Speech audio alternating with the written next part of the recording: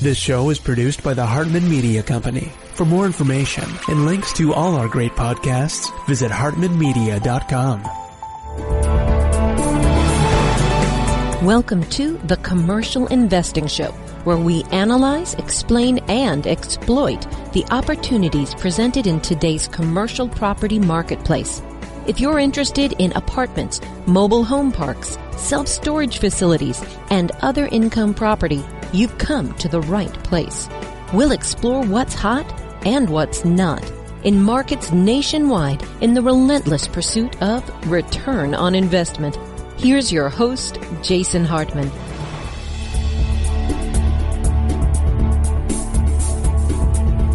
It's my pleasure to welcome Steve Hochberg. He is the chief market analyst with Elliott Wave, and we had, I believe, the founder of Elliott Wave, or at least, I don't know if he's the founder or not, but Bob Prechter on many years ago. And it's great to have Steve here to talk to us about what is going on in the financial world. Crazy time, huh, Steve? Sure is, Jason, and good to be with you today. Yeah, good to have you. So just so I can correct myself there, what is Bob Prechter's position? I know he's a student of Elliott Wave. That's of the theory, right? He did not make the theory, I guess, but the organization, Elliott Wave International, right? Distinguish that for us, if you will. Yeah, so the theory, the principle, as we call it, the Elliott Wave principle, was developed by a man named Ralph Nelson Elliott back in the 1930s. And he discovered that social mood, or let's say crowd behavior, trends and it reverses in recognizable patterns. And he chronicled these patterns throughout different markets, bond market, gold market, stock market. And he came to realization that he wasn't just looking at news events that affect stocks, because he was seeing the same patterns develop in bonds and metals, so forth. But he realized that there was a natural development to the social psychology of individuals, that when they get together in crowds or herds, that they form these patterns that are consistent across markets. And this was kind of controversial until several years ago, or a little bit longer than that, when there's been some recent studies that pattern formation is fundamental to complex systems, and certainly the financial markets are complex systems. So the way Bob Prechter came into it is he came into the markets back in the 60s and 70s. He graduated from Yale University, and he was always interested in the markets, and he started investigating Elliott, and he was really the one who brought the wave principle from Wall Street into Main Street, and he started the firm Elliott Wave International back in the late 70s. And we are the largest market forecasting firm that uses the Elliott Wave principle as our main model. So here we are today in 2020. Right. And the book Conquer the Crash was originally released back when, in maybe 2008, but now you've got an updated version for 2020, right? We came out, right. We just published the updated version of 2020. A lot of the things that we talked about really came to fruition with the credit crisis in 2007, 2008. And what we've done is we've updated a lot of the figures and some of the thought processes in the Conquer the Crash 2020. Just came out last week. It's a great read, and I think it will really help people prepare for kind of what's going on in the financial world right now. Right. Okay. So this is hot off the press. Now, what are you folks thinking in the macro sense? We are in a very weird time. No one would deny that. Since 1918, we've never had a pandemic, okay? At least not that it really affects the U.S. economy. Take it wherever you want at first, and we'll go from there. Sure. I think the U.S. economy had some really interesting and very strong economic numbers late last year. The market was at all-time high. What we call crowd psychology or social mood was very elevated, relative to historic norms. But there were some underlying problems that were going on, and we had been talking about this in our newsletter. And let's just talk specifically about markets themselves, because I think the markets are a leading indicator, and the economic numbers that you read about tend to be a lagging indicator. But if you look at things like the small cap sector, they topped out in 2018. The small cap stocks.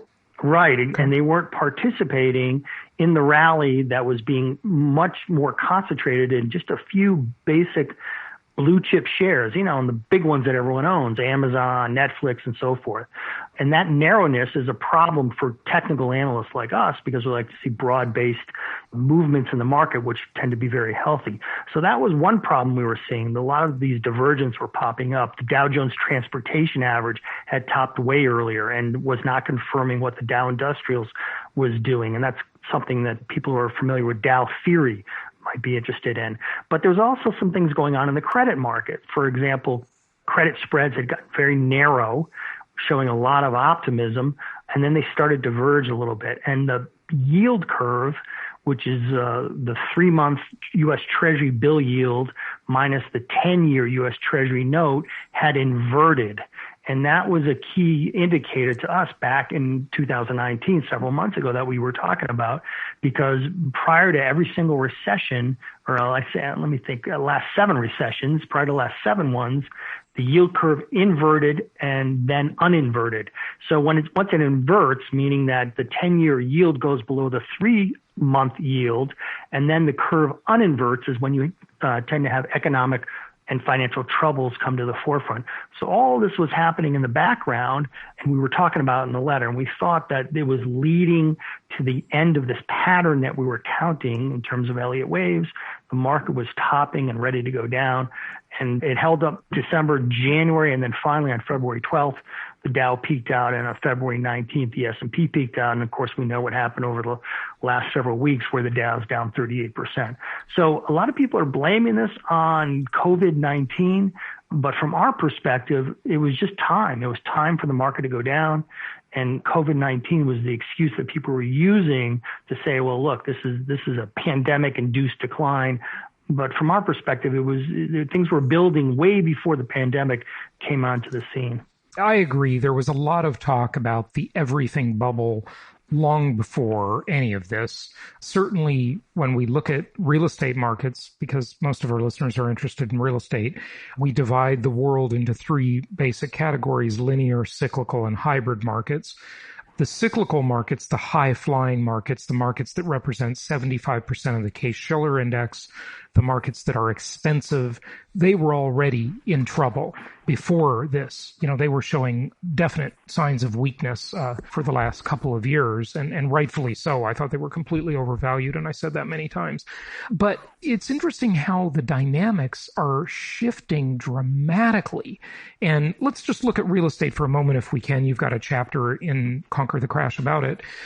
Commercial real estate of virtually every type is in serious trouble. We already had a retail apocalypse going on for many years, and shopping centers, shopping malls were suffering greatly. There was already a huge work-at-home trend, but now it's basically a requirement for billions of people around the world. So the home office movement has been accelerated. The online shopping movement has been accelerated. There's virtually no business whatsoever for hotels or tourist-type properties right now that, will come back over time, of course. Housing is the center of the universe, and that's where everybody is as we speak, aren't they? Exactly. I think you make an interesting point about just the stratification of the real estate market. But real estate is a function of credit, and you really need credit to keep the market flowing as smoothly as possible. It is a credit-based asset. And other assets are credit-based too, but real estate most certainly is. Yeah, go ahead. Right. And so that's the problem that we're seeing right now, is that credit, which is a function basically of psychology. I mean, the more optimistic the crowd is, the easier the credit flows. And the more pessimistic the crowd becomes, the more difficult it becomes to extend credit, to take credit, to use credit, to buy things. And so we're in a period right now, I think, where people are retrenching in terms of mood. I think mood is turning more negative. That's going to affect the amount of credit flowing through, I think, our real estate markets now. And like we've been saying, real estate's not homogenous, but you have to be really careful and really picky and choosy and choose wisely on the direction you want to go in the real estate market at this point in time. Yeah. And we talked a little bit before about my prediction that there's going to be a mass migration out of the urban high density areas that also most of the time, almost always, happen to be expensive cyclical markets. So it's like kind of a 1-2 punch for them, but a migration into these lower density markets. I mean, look, that's my theory. It's not yours, but I'd love to hear your comments on that. No, I think that's insightful. I mean, it's because there's going to be changes as the markets change, and the markets are changing right now. And I think that's an insightful comment that maybe you want to be focusing on areas, if you want to be in real estate, that are not prone to these wildly cyclical movements like the ones you said. That doesn't mean you're going to make tons of money, I think. I think in a lot of these smaller markets, the price movements are less up and down, but in terms of just utility of living there, of course. I mean, I think that's a really interesting way to view it and an interesting point you're making. It's also interesting, the work at home movement is, I look at the millions and millions of people, and I've looked at some stats on this, who have roommates. And, you know, the typical roommates are living together because they can't afford their own place. And I predict that employers, for the jobs that are left, by the way, will, and I hate to laugh at that, but you know, almost have to. It's so scary what's going on in some cases. Will offer people an allowance to work at home. They'll give up their office spaces in many cases, and the typical roommates, where there's 2 people living in a 2-bedroom place, they're going to split, and that doubles the demand for housing. Now we'll see if there's on another note, if there's a coronavirus baby boom or a coronavirus divorce boom. I don't know which, because people are so fed up with each other spending all this time together, or maybe they're making love and they're going to have a kid, you know, one or the other. Either way, you increase demand for housing or the size of housing, and even the home gym movement. So, you know, there's all these interesting dynamics that are going on. 84% of the United States is urban. You know, and of course that definition varies as to what the density is.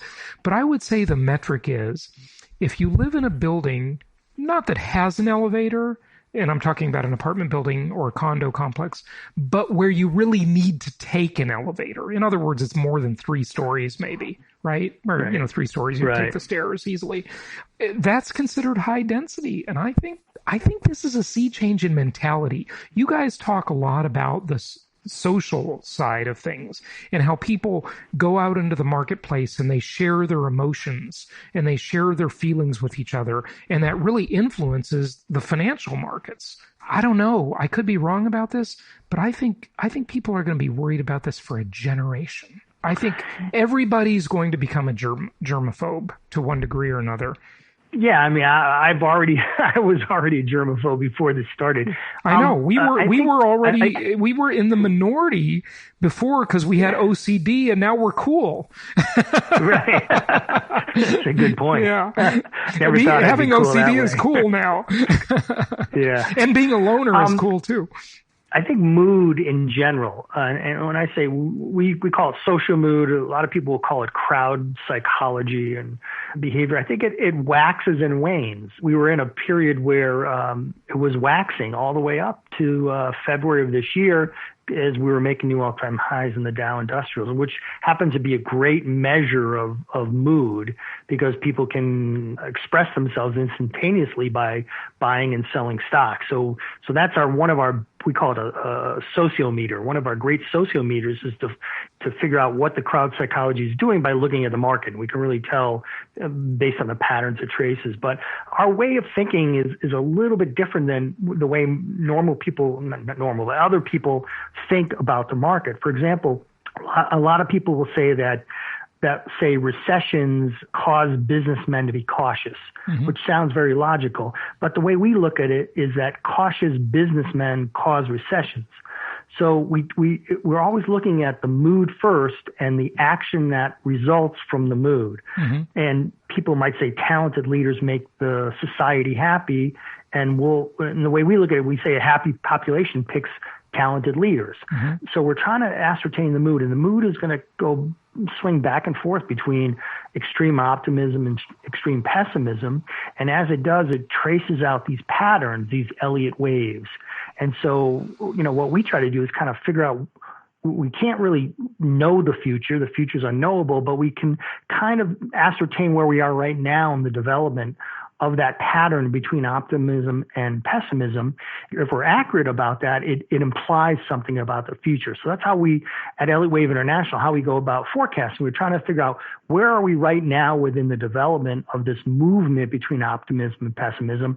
And if we can figure that out, then it means something about the future. So I think right now we've had maximum optimism. We had all-time highs in the Dow and the S&P in February. We've plunged in a matter of weeks down 38% in the Dow. And I think this is the kind of the opening salvo of this movement from extreme optimism over to extreme pessimism. And once we get down to extreme pessimism, when no one wants to even talk about stocks or there's just deep pessimism throughout society, that's the basis and the groundwork for that next major rally. So it's kind of this almost pendulum back and forth. And I think that's where we are right now within the development of this social psychology as we move forward. Okay, how long does that take? That's the magic question, right? How long does it take for that pattern to happen? That's an interesting question, and it's a difficult one to answer because an Elliott wave is what we call a hierarchical fractal. And very simply, that means it has self-similar patterns at all degrees of scale. So when you're looking at for example, a yearly chart of the Dow, you can kind of see these same patterns that you would see on a weekly chart or a daily chart or an hourly chart or even a 1-minute tick chart of the Dow. All these patterns I'm curious, by the way, kind of developed. One question. Why do you keep mentioning the Dow? You guys, how come you like the Dow better than the S&P? I'm just curious about that. Great question, because the Dow is the single best indicator of mood. The Dow itself may have 30 stocks, but it's not an index made up of 30 stocks. What it is an idea. It's an ephemeral state of mind. So that when you ask someone, what did the market do today? What do they naturally say, oh, the Dow was up 1,000 points. Or the Dow was down 1,200 points. They don't say the S&P was up 33 points. Well, some traders might, who are intimately familiar with it, but the Dow is a concept. It's an idea of what a market is. And that's really why we look at the Dow. We found out just by looking at patterns throughout history that it is the single best representative of social psychology, of mood, of what people think of the market. And that's why we use the Dow over other indexes. Well, can you just elaborate a little more on that? I mean, why is the Dow a concept and not the S&P? It's the S&P is the broader index. That seems like, right. When you look at the American economy and about 70% is on the S&P, that reflects consumer confidence. It reflects all kinds of stuff. It seems like the S&P would be the better choice. Why am I wrong about that? Well, it's not that the S&P reflects social psychology too. It's the Dow is better. And I think it's better because throughout history, going back to the late 1800s, it is what people refer to when they talked about the market. Okay. So it's got 200 plus years behind it of being the bellwether for individuals when they think about the market. It's not that these other indexes don't reflect them. They do. It's just they're not as good a reflection of crowd psychology as the Dow Industrials are. Okay, good to know. Go on with what you were saying, though. You were talking about the time frame, I believe. Maybe you finished that. I'm not sure. Right. So it's really because it's a fractal and there's different patterns at different degrees of scale, there's going to be mood is moving across the spectrum at all levels, at all degrees. So, for example, on a monthly degree, we just had basically a 1-month decline, and we hit a peak level of pessimism on a monthly basis. And we're now in what we think is a pretty good counter trend rally, a bear market rally from the low on March 23rd. So at that degree, we've kind of hit the bottom, and now we're going up in this counter trend move. But on the next larger degree, if you look at it on, say, a weekly scale, and you go all the way back to, say, 2009, you can see we've completed this pattern, in our opinion, and now we're correcting the entire move up from this 2009 low to 2020 high. So at that degree of scale, we're not anywhere near the low. So to answer your question, if I could, is when do we get to the bottom? Well, we get to many bottoms, but the ultimate bottom at the degree of scale that you're thinking about, and the ones that investors think about, and because we don't live forever, is probably months or maybe a year or two away before we get to the ultimate low in the market. In part 3 of the book, you've got talking about protecting yourself, and you've got many asset classes listed: bonds, real estate, collectibles, cash, just staying in cash. Then you talk about how to find a safe bank. I mean, are we looking at a banking problem this time around? We certainly had one last time around. And we never solved that. We definitely. It's like we said before we went on the air today. Come on, the way governments around the world and central banks around the world solve problems today is when there's a fire, they throw gasoline on it, which means when there's too much debt, they just add some more debt. Right, and that's the problem because we haven't really solved. Our debt structure is not in line with our income structure right now. There's too much debt. I think the GDP, the last I saw, was about $22 trillion. We have about 71 or 72 trillion dollars of total credit market debt. So we're 3.2 times or so in debt relative you're doing total. You're not doing national debt then. I'm doing total credit market debt because it's a debt. It's owed by someone. So I don't think we've really corrected I know we haven't corrected what we've accumulated even through the credit crisis of 2007, 2009. And I think that needs to be brought back in line. If you look at historical debt levels, for example, the 1920s or even the 1970s, when we were in that really bad bear market, debt levels were much more in line with income levels, and we've gotten way out of whack. So, and income means tax revenues or total income of government, households, corporate versus total debt of government, households, and corporate, right? Right. What does it mean? Right. Total income levels of everything. What's interesting is that the Fed just had what the media is calling QE infinity. I mean, they basically they basically threw money at it, as you said. But what's interesting is that everything the Fed has said they're going to do has been backed by the Treasury. The Treasury has pledged to cover any losses that the Fed is going to incur through their lending programs. At some point, that can't go on forever because the Treasury's receipts, their tax receipts, are falling. So at some point, the Treasury is going to say, I'm sorry, Fed, but we can't back everything that you're promising right now because we just don't have the receipts coming in and our debt levels are out of whack. And at some point, people are just going to not buy American. I mean, the dollar will crash and interest rates will spike, and because they just have too much debt relative to the income we've got coming in. So as I said, we're in the biggest money printing extravaganza in world history, and there's more to come. By the way, this isn't it. But the question is, how do you know that? If we look at the debt to GDP ratio right now, it's high. Okay, it's like, 70% or something like that, I think. Don't quote me on that one. I'm sort of pulling it out of memory. But it's high, right? Everybody would agree with that. And since we're in uncharted territory, how do we know what that limit is? If you look at the typical household, and just go with me on this thought experiment for a second, maybe it isn't analogous, but if a typical person, household between, a couple, say living in a house, earns $100,000 a year, and they buy a $400,000 house, and that $400,000 house has a $300,000 mortgage, and they got another $100,000 in student debt, and they've got another $50,000 in car loans, just for example. So what do they have there? They have $450,000 in debt. They make $100,000 a year. Do they have too much debt? I don't know. They financed the house over 3 decades. The interest rates are super low. The student loans are a complete ripoff, of course, but the rates on those are even low. I don't know. How do we know when you have too much debt? I'm going to answer this from an Elliott Wave perspective. We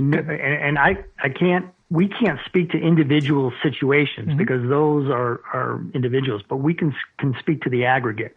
And the way you have too much is through the wave pattern, is through the structure of the market.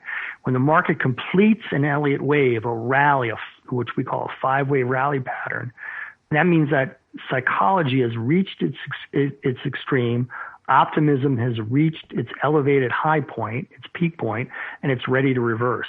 And all of these debt levels can continue to expand willy-nilly as long as optimism is high. And if optimism is high, people will borrow, they'll start businesses, people listen to popular music, the hemlines on their skirts rise. I mean, a lot of things happen throughout society. Yeah, they do have by the way, listeners, they do have a skirt metric, okay? When the skirts get shorter, we're optimistic about the economy. When they get longer, we're pessimistic. And for example, look at the Roaring 20s, the short flapper dresses, right? So yeah, it's funny. I mean, and there's and there's other things. For example, at peak levels of optimism, you tend to get what we call the skyscraper indicator. Yes, right. I've heard about that. Tall buildings are built. Yeah. And so how do we know when we've reached the limit in debt is when optimism has reached its peak and starts to reverse, and we go toward that next extreme in pessimism. We do that correction, as we call it in Elliott Wave terminology, an ABC decline. That's when we know we've hit the limit, and debt levels will start contracting after that. So okay, but you're talking bit of an esoteric. Got it. That was good. But you're talking about people and society, and that's fine. Right. I'm talking about government. Everybody complains that the debt to GDP ratio is too high. It's out of whack. We're going to have the dollar is going to crash. It's going to lose its value. It's not going to be the reserve currency of the world anymore, which I think is ridiculous. I think those people, they've been wrong for decades, but maybe Peter Schiff will be right someday. I don't know. I mean, how do we know how much debt to GDP a country can handle? I mean, even Japan no one would argue that it's doing well, but they've got other problems. They have a demographic problem. They have like zero immigration, right? They have no young people coming in. And that economy has been stagnant for a long time. And they have really high debt to GDP. I think it's like 229%. It's like triple what ours is. And we have the reserve currency and they don't. Thoughts? Yeah. Right. But the way I'm looking at it, and my answer is broad, it's macro. And debt can be sustained and expand as long as optimism is high. And when that changes, and we think we're in the process of that changing, then you have a problem. Then debt, even though you're financing your debt at essentially 0% interest rates, it's still debt. You still owe it to someone. And the debt accumulates to a level where it simply is unsustainable to be serviced through the revenue stream that you got throughout the economy. I think we're there right now, and we're in a process of retrenchment, which is a very healthy process, but it's extremely painful for people who aren't prepared for it. And that's kind of what Bob was trying to accomplish, or is trying to accomplish, in Conquer the Crash 2020, is to get people prepared, that you don't have to get caught up in it. The markets may go down, things might retrench, asset prices might go down, but if you're prepared for it and you're safe, you're going to have tremendous buying opportunities when we finally do hit that ultimate bottom. Okay, so last question for you. I know we got to wrap it up, and sorry I kept you a little long here, but you're very interesting. So, of any asset class out there, and I know you talk about real estate as a monolith, and you kind of have to because that's the way everybody talks about it, but we know it's not, so we understand that, okay? There's different types of real estate and different markets, obviously. But is any asset class on this list good? Like, would you buy bonds, collectibles, stocks, keep your money in cash? You know, what's the recommendation? I think there's a huge bull market starting right now, and it's the bull market in cash. No one wants cash. Cash pays you zero, essentially. It's just sitting there. But one thing we did in this month's issue of our newsletter, which I write with my partner, Peter Kendall, it's called the Elliott Wave Financial Forecast, is we showed a chart of the Dow Industrials inverted. Because when you invert the Dow, what you're really talking about is cash relative to equities. And we're starting, in our opinion, a huge bull market in cash. And so what our overarching recommendations to investors right now is be safe. There's really no downside in safety right now. Be safe. Short-term cash or cash equivalents, such as floating rate notes from the Treasury, You're not going to get a huge return on your money, but you're going to get a return of your money. And I think in certain environments, and they're rare throughout history, I think we're in one of those rare environments right now where being in cash is going to allow you to pick up assets for literally 10 cents on the dollar as we go through this retrenchment and we finally get to the end of the bear market. And then you can step in and really increase your wealth exponentially after that. Yeah. So that cash is okay as long as we don't have inflation. And all the inflation bugs and gold bugs out there, and gold is doing fairly well. And I'm not a gold bug, just so you know, but, it's kind of coming back. They would say with all this money printing, we're going to have massive inflation and cash is going to get destroyed. But you think the opposite, huh? I think we think the exact opposite, and it's all explained in Conquer the Crash 2020. The problem is not dollar bills. We can print all the dollar bills we want. The problem is credit. And credit can be extinguished faster than you can print dollar bills. And so when what deflation really is a contraction in the volume of money and credit. Everyone focuses on the money part. I was saying the same thing in 2008. Everybody was on TV saying, well, the money supply. And well, what about the credit supply? Money, it's cash plus available credit. That's what determines how much money there really is, in terms of the money supply. I totally agree with you on that. But why is it that you can extinguish credit faster than you can print dollar bills? Seems like we can print dollar bills pretty fast. Well, all you have to do is not pay your loan. And, there's a default. There's a de facto default. So that's the problem right there. We have plenty of dollar bills circulating in society. It's just the credit we need expanding in order to keep things going. And I think that's the problem that we're facing right now. So I think being in cash right now, I don't think inflation might be the problem. Hyperinflation might be the problem. I think after you go through the deflationary phase. And for example, gold's a good example. You said gold's been rallying, but actually gold topped at 1921 back in 2011. I mean, we've been in a bear market during this whole time. I don't like gold. I'm not a gold. You don't have to convince me about gold. So I think that once we get through the deflation, then we'll have to kind of see where we go from there. It could be stagflation. It could be hyperinflation. We can't see that far around the corner, but we do see right ahead of us, and we think we're going into a deflationary period here. Yeah, and I disagree with you. I think we're going into a stagflationary period, and either way, they're both unpleasant, so we can agree on that. But unpleasant for most people at least, but there are some that obviously do well in any environment. Give out your website. Sure. It's www.elliottwave.com. That's 2 L's and 2 T's in Elliott, and it's one word, elliottwave.com. Got a ton of free stuff on the website, explains what Elliott Waves are, some free commentary, and you can kind of click around and see if it makes sense for you. Hey, Steve, one last question I forgot to ask you. Where are you located? We're in Gainesville, Georgia, which is about an hour northeast of Atlanta. Yep, I know it. Good stuff. Well, hey, thanks for joining us today, and be safe out there and happy investing.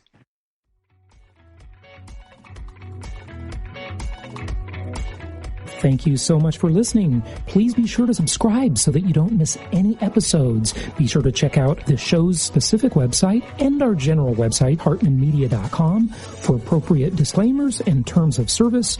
Remember that guest opinions are their own, and if you require specific legal or tax advice or advice in any other specialized area, please consult an appropriate professional. And we also very much appreciate you reviewing the show. Please go to iTunes or Stitcher Radio or whatever platform you're using and write a review for the show. We would very much appreciate that. And be sure to make it official and subscribe so you do not miss any episodes. We look forward to seeing you on the next episode.